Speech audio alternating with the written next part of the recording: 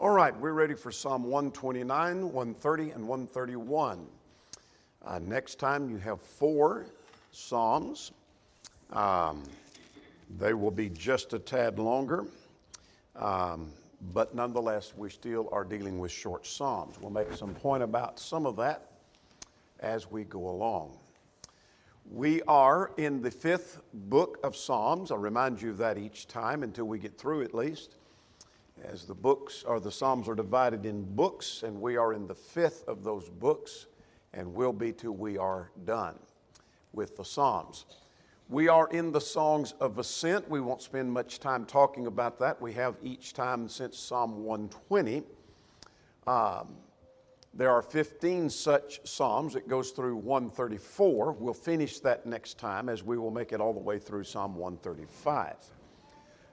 These may, as I mentioned, if you have forgotten, may have reference to their songs or been used as songs as they make their pilgrimage.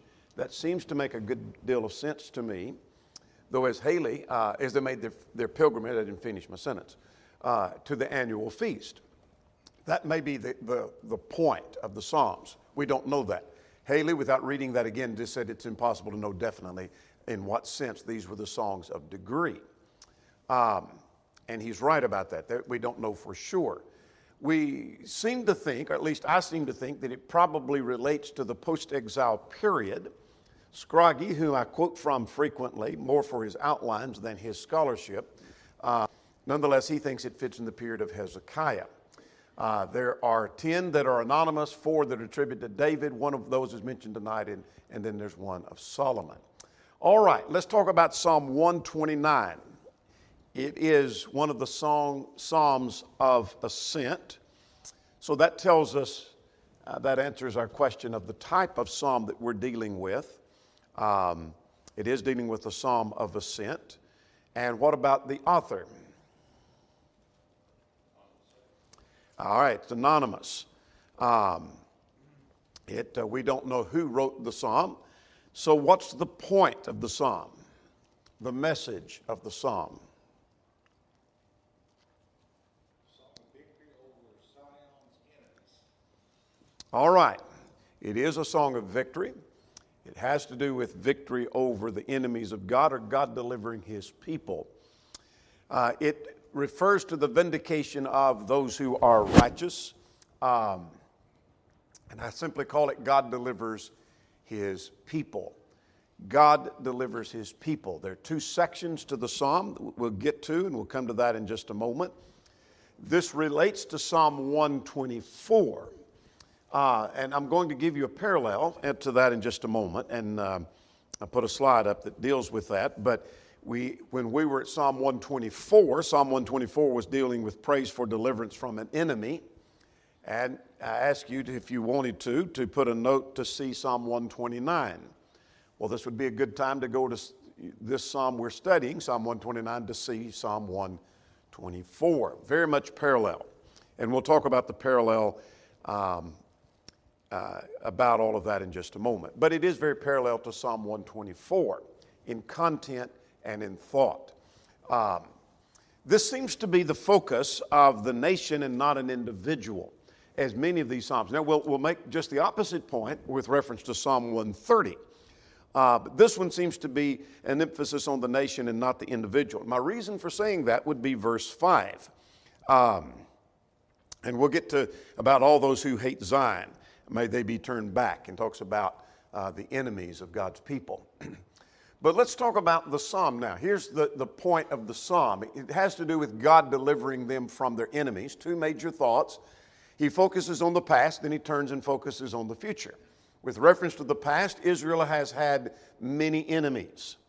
Another way of looking at that, I put in parentheses, the affliction of the righteous. Then he turns and talks about the future. Let all the enemies be put to shame, or this is the judgment of the unrighteous. And part of that is borrowed, not all of that, the major outline, but some of those subpoints are borrowed from W. Graham Scroggie. But let's focus now on the past. The point is, there are enemies. We've mentioned that again and again through the Psalms of Ascent. There are enemies that are opposing God's people. This would well fit the period of Hezekiah, as Scroggie says, but I think it better fits the period of the post-exile time. But anyway, let's start with verse 1. In verses 1 and 2a and verse 3, here's the fact of the affliction.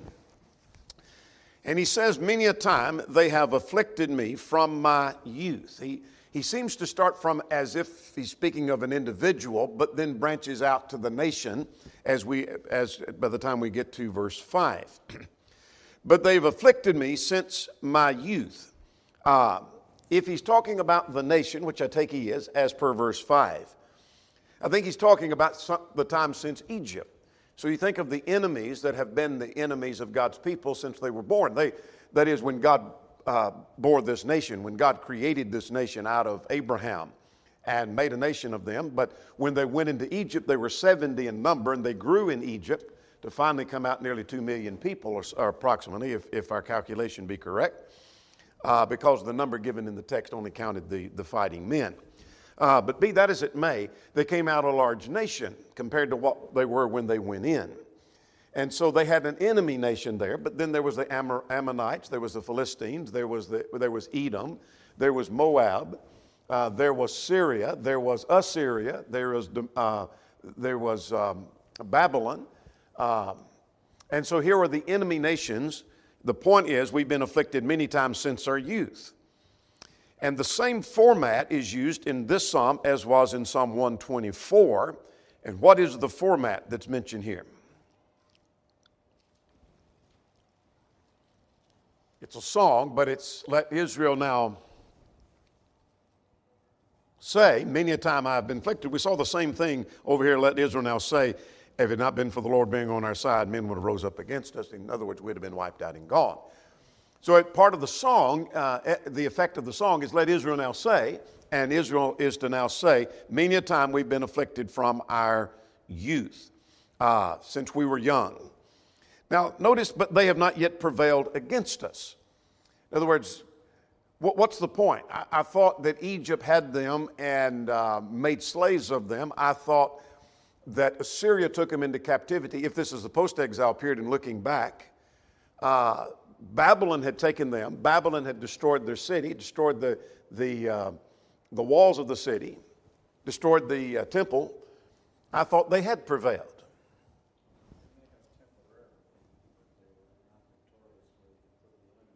Absolutely. They had attacked, they had killed, they had brought dominion, they had brought destruction, but the nation itself had not been destroyed. In other words, they didn't annihilate the nation of Judah or the nation of Israel, the people of God. They haven't completely destroyed them. So they were not victorious. And so many times we've been afflicted, but they have not prevailed. Now notice the illustration he gives at verse 3. They plowed on my back. The plowers plowed on my back, and they made furrows long. What do you take from that?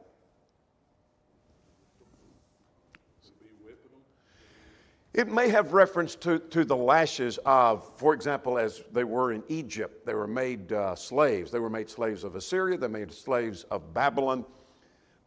It may have reference to the literal, but it's as if the poor and the indefensible were laid down and they just plow right over the top of them. Some have suggested it's the idea of plowing up on their backs. In the sense that they plowed across their backs with the lashes just like plowing a field. They tore their backs up and their oppression against the people of God. They made furrows long, perhaps the stripes that were on their back. But here's the point of the psalm at verse 4. The Lord is righteous. What does that mean? I know what righteous means, but how does it relate to the psalm is my question. All right, he's fair. True to his promises. He promised there'd be a nation through whom the Messiah would come. And if the nation was utterly destroyed, then God wasn't true to his promise, was he? And so if he allowed this nation to be utterly destroyed, then that's not going to take place. And so God is righteous. In other words, God is dependable. God is fair. God is honorable. And he has cut in pieces the cords of the wicked. In other words, those that had bound them, those that had oppressed them, it's like God had cut their cords. It's like the enemy nation had tied them up and God cut the cords free. God broke them free. And so time and again that's happened. So here's the point that's made in verses 1 to 4. We've been afflicted in the past, many times in the past, since we were born, this nation was born. Time and again. It's like they plowed over our backs, like they put furrows in our backs. And yet they did not prevail. And the reason they didn't prevail is because God is righteous. And what God did was break their bonds. And so that ought to give some kind of concept about the future. So let's just suppose for illustration that we have not read verses 5 to 8. What would you expect in verses 5 to 8 based on verses 1 to 4? You hadn't turned the page yet. What are you expecting to see on the next page in verses 5 to 8 based on verses 1 to 4? If he's cut the cords of the wicked, that means he's done something to the wicked. Yeah. That if God did it in the past, God will do that again and do that in the future. The fact that God has kept his promise in the past means he'll keep it in the future. The fact that God preserved us in the past, he'll preserve us in the future. God protected us in the past, he'll protect us in the future. Does that make sense? That's the point he's making. All right, let's move to verses 5 to 8. This has to do with judgment on the unrighteous now. And two things are said here. The point in verse 5 is, may they be put to shame. So let all those who hate Zion be put to shame and turn back. Excuse me. Verse 5 is why I think this is talking about the nation and not the individual. All those who hate Zion, they hate the people of God. We'll say more about that in just a moment. So just stick that in the back of your mind. We'll come back in our practical lessons about hating Zion. Now, it gives an illustration in verses 6 to 8. Some divide that up and say that's 3 illustrations. I think it's 1. What's the illustration? The enemy is like. All right. Yeah, grass that doesn't have any real root system. The grass on the housetop. And you think, well, how does grass grow on the housetop? Mud roofs. Some suggest it's the stray grass that just grows up. And I think probably not. But that may be the case. And I won't argue that case with you. But one writer suggested it's like that he thinks it probably had reference to seed as it's being sown in the field, that the wind may blow it up on the mud roof and then it takes root. But because it's shallow, it doesn't prosper and it doesn't make it. And so let's take it in that vein, and I think you'll see that that'll make some sense. Let them be like the grass on the housetops. In other words, it's not going to prosper. It's going to do what? Before it can grow up and make any crop, it's going to start dying. It withers. And so it withers. Now verse 7, which the reaper does not fill his hands. In other words, that he sows to the field, and the reaper is going to go and gather up the crops in his hands, gather up the wheat, whatever it is that he's growing. But does he go to the rooftop and get it? No, because it withers. It doesn't amount to anything. And then he goes on, nor he who binds sheaves his arms. The one that goes out to the field and he binds the sheaves, does he go up on the housetop? No, because that has withered. It didn't amount to anything. It doesn't take root. It doesn't prosper. And so may the wicked who oppress the people of God be like the grass on the rooftop. That's his point. Neither do those who pass by them saying, that they're speaking of that grass of verse 6, or the crop that is grown on the rooftop. No one passes by and said, the blessing of the Lord be upon you. We bless you in the name of the Lord. In other words, the person who is interested in viewing your crop looks at the field. They may say, may the Lord bless it, but they don't look on the rooftop and see that straggly, withering piece of wheat or whatever it is that's growing and say, may the Lord bless that and may it prosper. It's not going to prosper. They know it's not going to prosper, nor will the wicked prosper. Does that make sense? So that illustration of that being perhaps a stray seed that is blown up there makes more sense to me. In other words, they're not going to thrive. They're not going to make it. And so it's an encouraging psalm that God delivers his people. Now, let's look at a couple of things and then we'll go to practical lessons. This is from W. Graham Scroggie in his work, and he parallels on the one side Psalm 124 and 129 on the other. And Notice the comparison. Verse 1, now may Israel say, at verse 1. Now may Israel say, over here, now may Israel say. If it had not been for the Lord being on our side, and then that's repeated, then the same thing, many a time we've been afflicted from our youth. And that's repeated in verse 1 and then again in verse 2. We were overwhelmed with the waters. Over here, there's the long furrows. Blessed be the Lord is righteous. He's not given us to the prey. They've not prevailed against us. Over here, the snare is broken and we escape. God has cut the cords asunder. Our help is in the name of the Lord. Let them all be confounded or be ashamed. Verse 5. Blessed be the Lord, blessed be the Lord. Almost the same psalm. Interesting. Almost the same psalm. And yet, as this book is compiled, I don't mean the book of Psalms, but I mean the book of the Psalms of Ascent within the last book of the Psalms. There was the thought of a need for Psalm 124 and 129. And for what purpose that is, I'll leave that for you to decide. All right. Any questions on Psalm 129 now and what Psalm 129 is saying? The point of the psalm.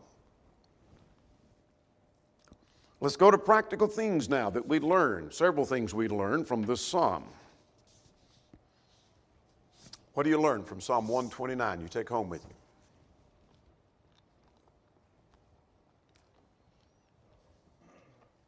Even when we may go through a lot of struggles, our future is bright. All right. We may go through struggles, but the future is bright with the Lord. All right. Yeah, God always promises to preserve a remnant. There always has been, there always will be a remnant.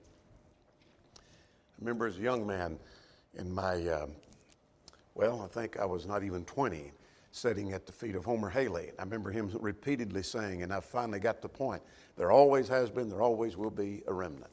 There always has been, there always will be a remnant. That is the promise. All right, what else? God's people have always had enemies. Now, I want to pause for just a moment and raise the question. I believe it was Irvin Jensen, and his study just raised the question, but he didn't answer it. That God's people had enemies in the past, they have enemies in the present, and they will in the future. And the question is, why? Good question, isn't it? Why do God's people have enemies? Always had enemies. I'm not looking for one particular answer, more thought-provoking. How would you answer that? All right. Good point.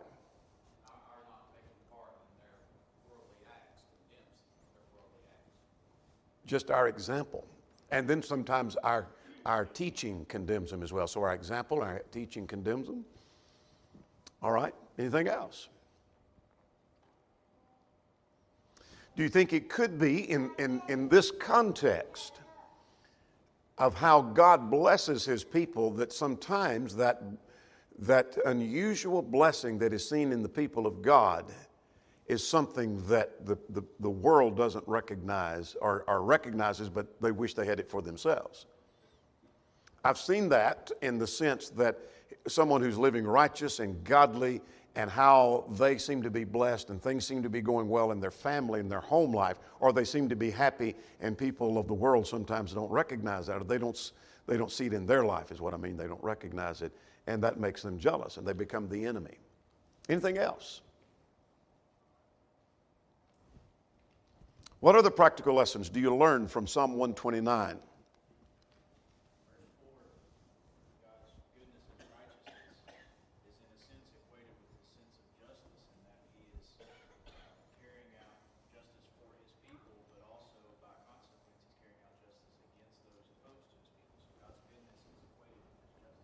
Good point.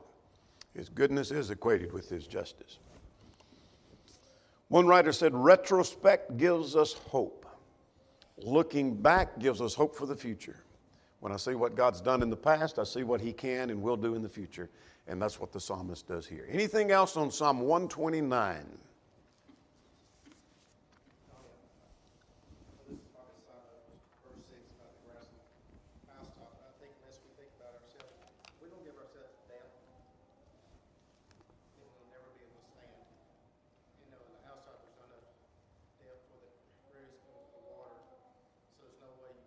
Same thing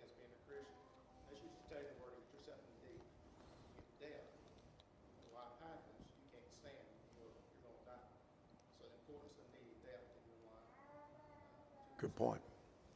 Good point. And quite often, some Christians are like that they've taken root, they sprout up, but they're going to wither. And you sometimes wonder, what happened? Well, they didn't take deep root. Anything else on Psalm 129? All right, let's go to Psalm 130. Psalm 130, I am going to ask what type of psalm, and obviously it is a psalm of ascent, but we can also classify it as another type of psalm. All right, forgiveness.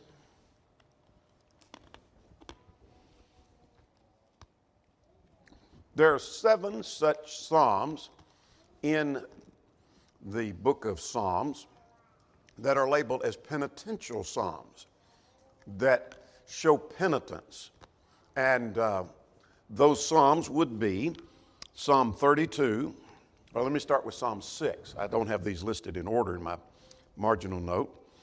But Psalm 6, Psalm 32, Psalm 38, Psalm 51, Psalm 106, Psalm 130, and 143. Let me give those again because I know some of you are trying to write that down. These are penitential psalms. And so this one would be classified in that category. Psalm 6, I think I've got 7, so count with me and make sure I've got 6, 32, 38, 51, 106, 130, and 143. That should be 7. All right. Now, concerning that psalm, Psalm 130, what message is it? It's an anonymous psalm, so I'll give you that one. What's the message of this psalm?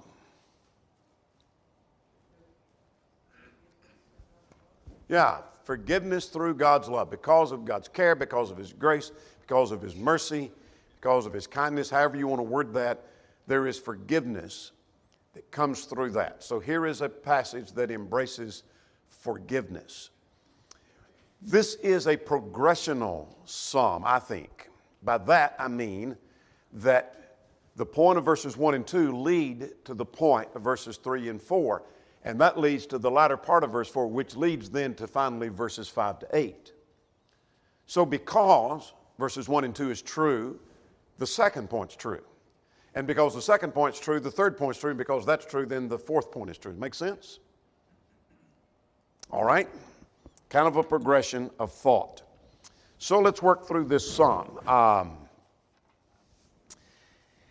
The first point to be made is the depths of sin.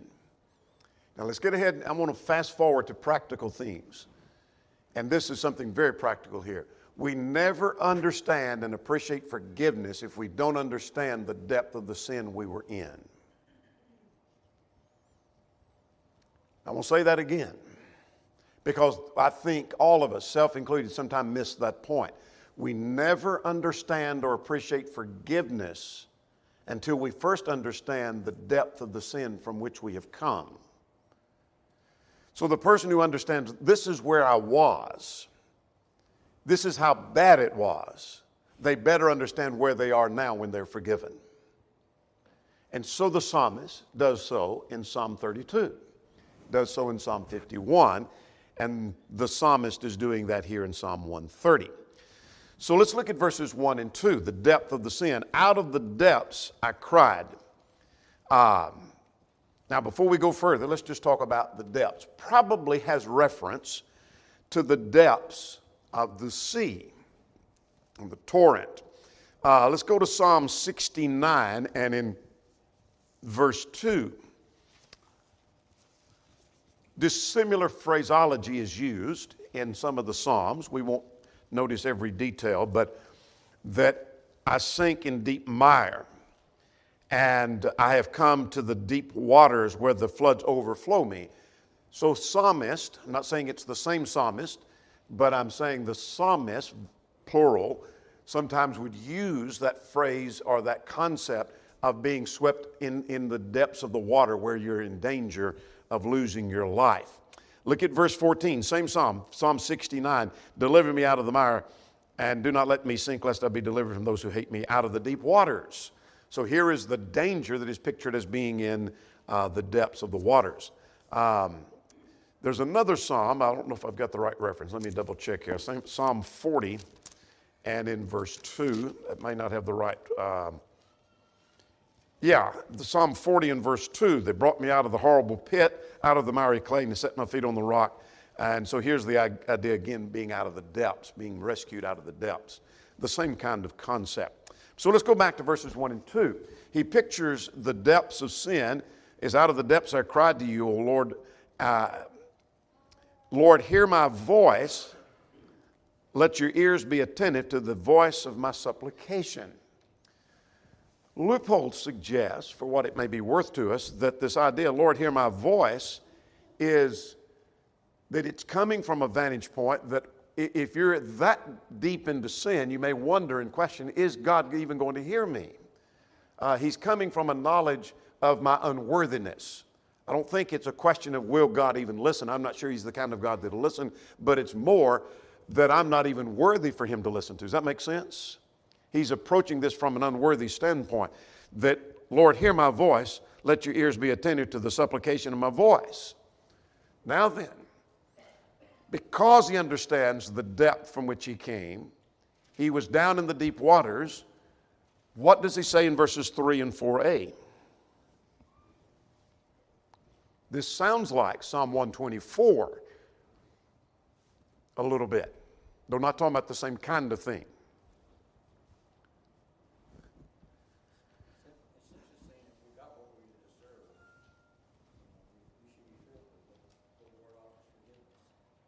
Yes, that's exactly what he's saying. If you, Lord, should mark iniquities, what does that mean, mark iniquities? Take note of. In other words, if you kept a record, and it's an accounting concept of putting it down for your record, and remission is an accounting term where it is erased. Does that make sense? So it's like a debt. You owe a debt. Well, you owe me $100. I've got it written on the account right here, written on the ledger. You pay it, I erase it, or I delete it. And so had God been one that took note and wrote it down and never erases it, what does he say? Lord, who could stand? In other words, no one. So if you were the kind of God that was not a forgiving God, that's his point. If you were not a forgiving God and you didn't have mercy, then we would all be doomed because we're in the depths of the water. All right, let's go to 4b. The rest of that verse, that leads to what?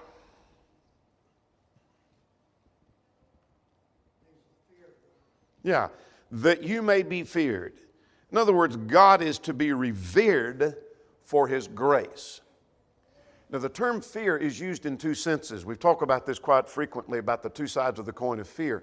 It can have reference to being afraid of displeasing God, and it can have reference to standing in awe and holding him in reverence. Probably the latter is the case here, as per the context, because he's embracing forgiveness already, and now he's fearing God because he's no longer afraid of displeasing God.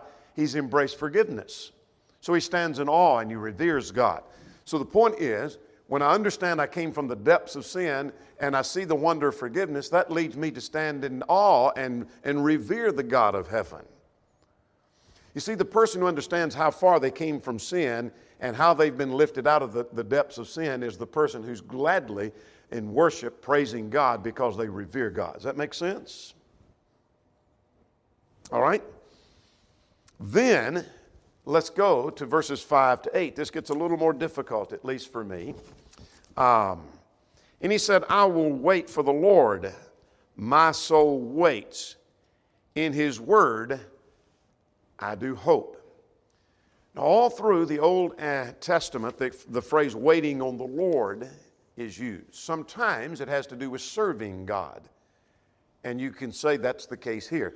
Sometimes it has to do with the idea of I'm waiting patiently for the Lord to do his part in his time. There seems to be a connection between waiting and hoping in the Word. evidence. Let's go to verse 5 again. I will wait on the Lord, my soul waits, and in his word I do hope. There seems to be a connection between the waiting on the Lord and hoping in his word. It seems to have reference to a longing with expectation. My soul waits for the Lord like what? What's his illustration?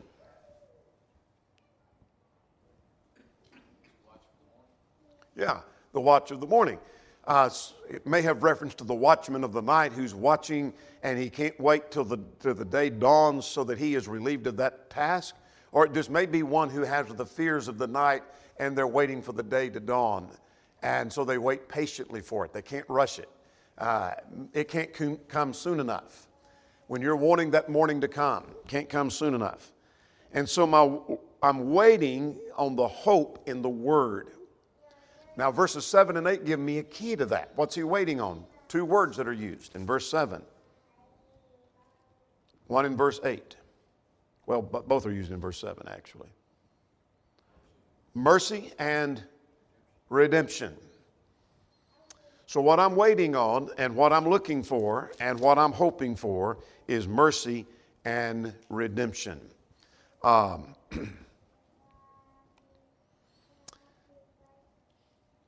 Questions or comments before I go any further on that?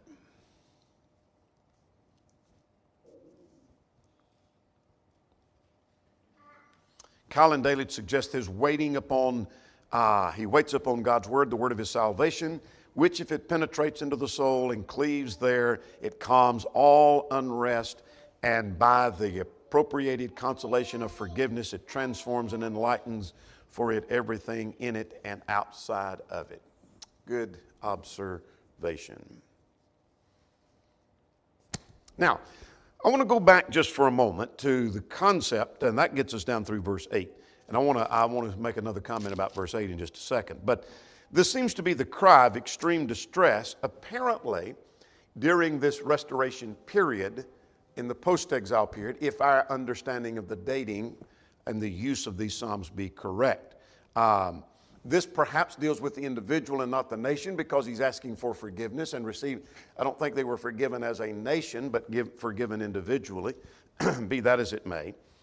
But it does seem to be the cry in extreme distress that they perhaps would sing as they make their way for the annual feast. A couple of things we take note of. One is at verse 8. What do you notice in verse 8 about forgiveness? The end of verse 8. From all iniquities, not just some or most, but he shall redeem Israel from all his iniquities. I want to go back to verse, verse 5. I'll wait for the Lord, my soul waits. The New International, which is a very loose, free, and eclectic kind of translation, not a great translation, but it serves as a good commentary, says, I wait for the Lord with my whole being waits. The idea of my soul waiting is not I'm just waiting for the Lord, my whole being waits. Does that make sense? Everything about me, I put my whole being into waiting with great expectation to receive the promise of the word of the Lord. And so he said, I wait for the Lord. Questions or comments?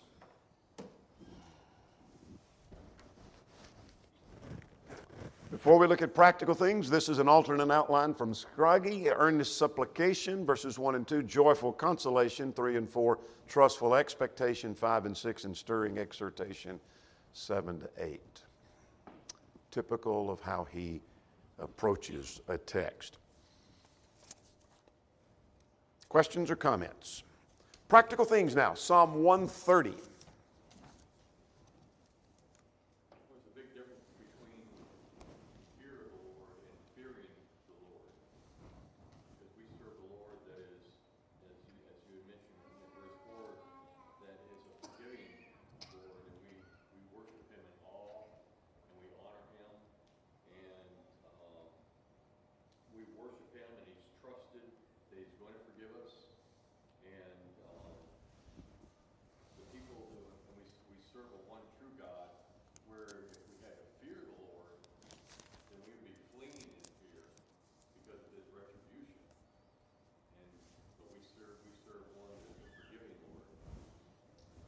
point. Good point. Yeah, this is not a God of severity and only severity so that I'm constantly afraid. I have nothing to stand in awe of, nothing to embrace. Good point. Practical things you learn from Psalm 130.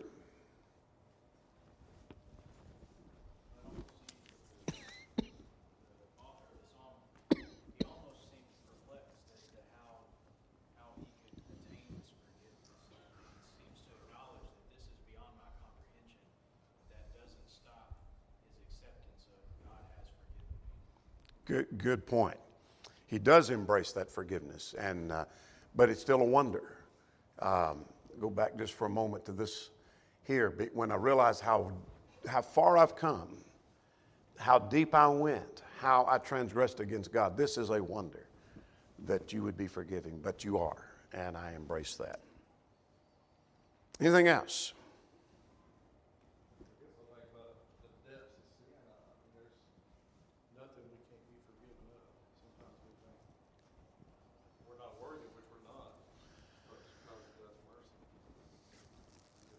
It is, because of his mercy. Let me add one note here. That's a good comment about Psalm 130. And the same is applied to Psalm 32, Psalm 51. Quite often when somebody has committed a grievous sin, by that I mean in their mind, any sin that is a grievous sin. I don't know of any reference of God where one sin is worse than the other. But for example, someone commits a sin of adultery or fornication, or they have done just something horrendous.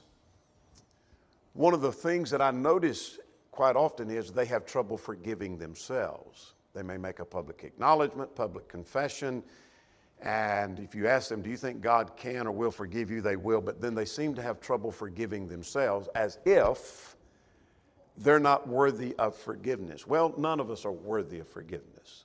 None of us are. But what I noticed the psalmist does in Psalm 51, Psalm 32, Psalm 130, as well as these other 4 of the 7 penitential psalms, is they embrace forgiveness. I was in the depths of sin and I was forgiven. And they acknowledge God forgave me. To fail to acknowledge that is to fail to acknowledge the gift of God, and we ought to acknowledge that. There's a very practical thing to learn there. So let's go to Psalm 131 now. What type of psalm is this? Psalm of ascent. And who is the author? David, though questioned by many, because it is missing from some text, but in the Hebrew text from which your translation most likely was translated, it was in that Hebrew text. I take that David is the author. Message of the psalm. Subject of the psalm. Point of the psalm. All right, a childlike faith, yes. Has to do with humble trust in God. You can't read this psalm without thinking of a New Testament passage. Or maybe you can.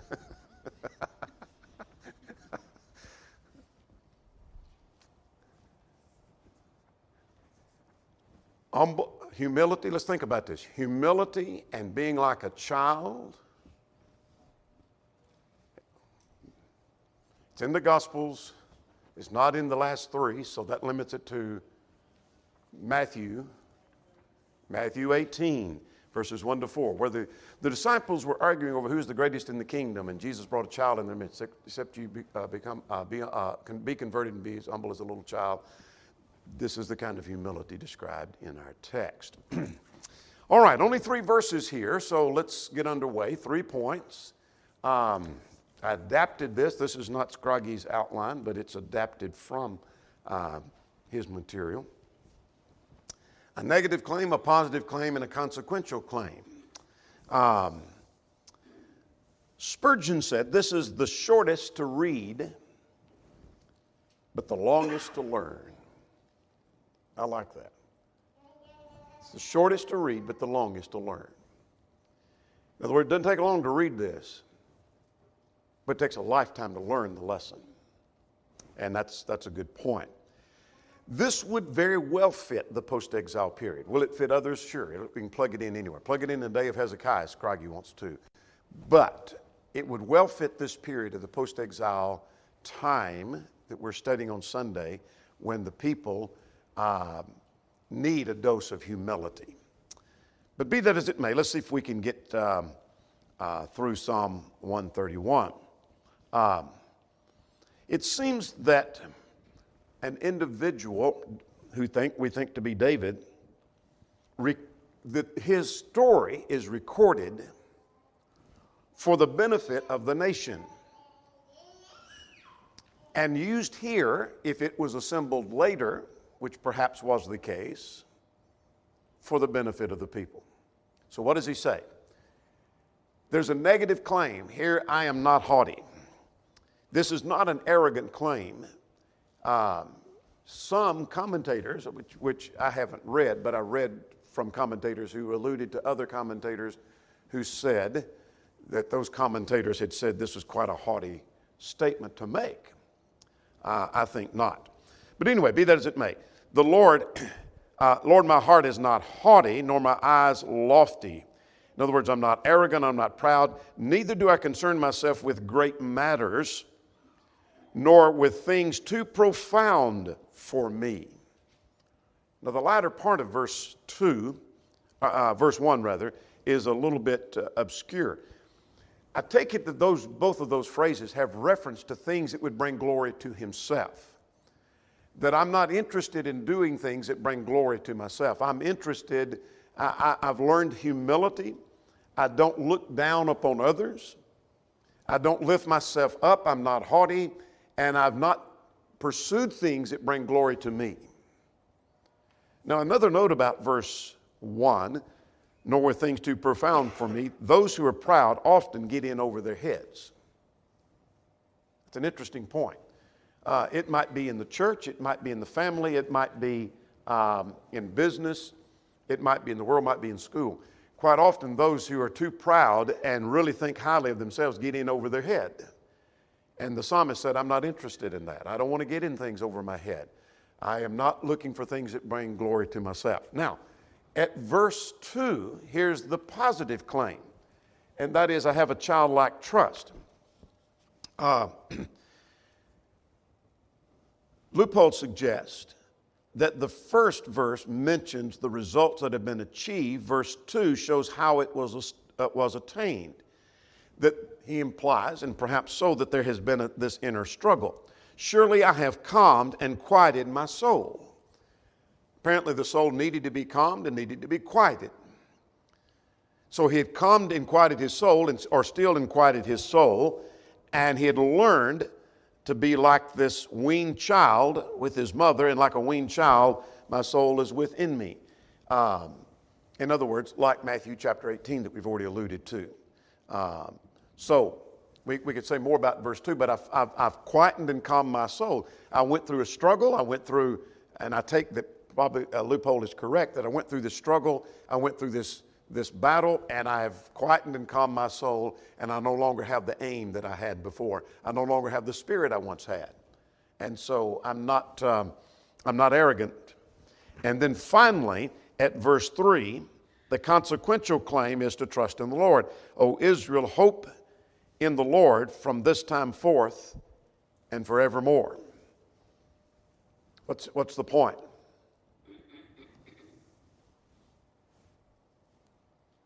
May the nation of Israel, whenever this fits and plugs in, may they learn the same lesson that I've learned. May they benefit from the example that I've just set. May the nation be quiet and stilled in their soul, just like the individual in the psalm was.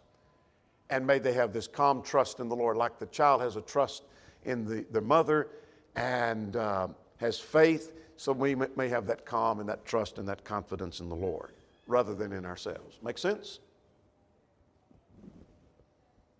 Leupold suggests this by its very brevity and simplicity. This psalm teaches its lesson in all the more effectively.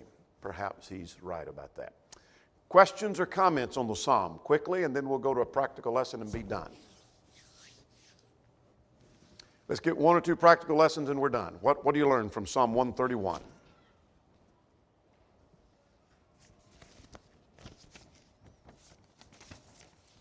Deep humility. What else? Yeah, that deep humility leads to a calm and quiet spirit. We need to learn humility and seek not for our own fame, but seek to please the Lord God. All right, 4 Psalms in our next study.